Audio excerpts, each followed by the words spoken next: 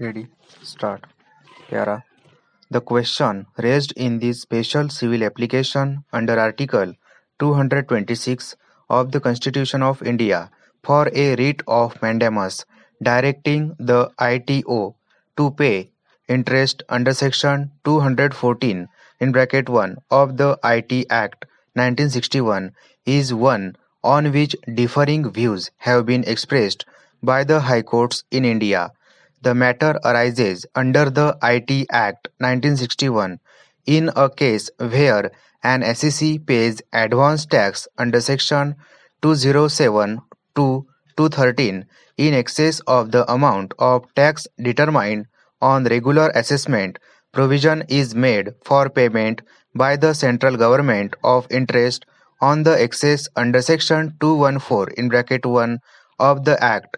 The interest is payable for the period from the 1st of April next following the financial year in which advance tax is paid, and in cases where any such installment is paid after the expiry of the financial year during which it is payable, the interest on such installment will run from the date of payment. As to the point of commencement of the period for which interest is thus payable under Section 214 (1), there is no controversy. The other terminus is the date of the regular assessment for the assessment year immediately following the above said financial year. The controversy concerns the meaning of the expression regular assessment used in Section 214 (1). Evidently, this is a provision obliging the central government to pay interest on the money paid by the SEC as advance tax and found to be in excess on assessment, just as law provided an obligation on an SEC to pay the interest on what is payable by him as determined on assessment when the advance tax paid falls short beyond the specified percentage of what is due.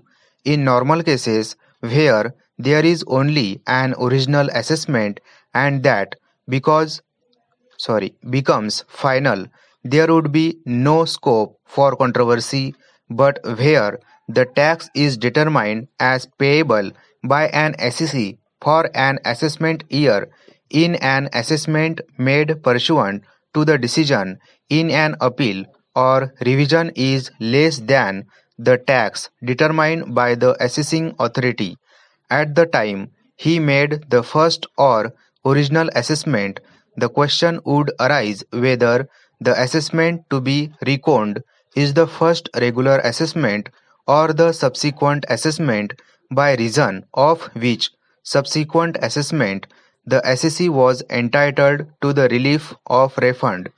It is on this question that differing views have been expressed, and evidently because the view expressed in one of the earliest of these cases, Sarangpur Cotton Manufacturing Company Limited versus CIT 1957, did not appeal to a division bench of this court. A reference has been made to the full bench. That is how the matter is now before us. Para. The petitioner is a partnership firm. The assessment years with which we are concerned in this application are 1964-65 to 1967-68 and also the assessment year 1969-70. The corresponding accounting year are granted to the petitioner firm. For these years, advance tax was paid by the petitioner firm for these years during the course of the relevant accounting years. From the assessment order passed in respect of these years, appeal to the AAC were taken. These appeals for the different years were disposed of by two sets of order, Exhibits B1 and B2, which cover other years also. But we are not concerned with those years. It is also not necessary to refer to this order, excepting to notice that they were passed in the year 1972, setting aside the assessment for the year in question with directions to pass fresh assessment orders in accordance with law. Stop.